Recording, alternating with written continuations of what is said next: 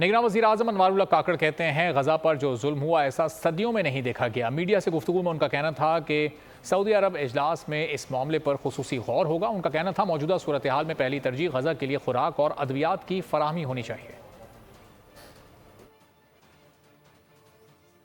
The killing of children, women, targeting hospital, the elimination of children, I recall in history, grave humanitarian crisis is unfolding in Gaza.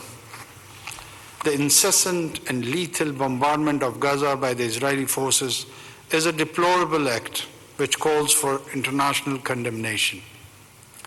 This issue needs to be addressed in accordance with the relevant UNSC and OIC resolutions. I urge all ECO member states to push for a ceasefire in Gaza, support the call for provision of humanitarian assistance, and rally efforts to hold Israel to account. Subscribe करें और bell दबाएं ताकि कोई खबर रह न जाए।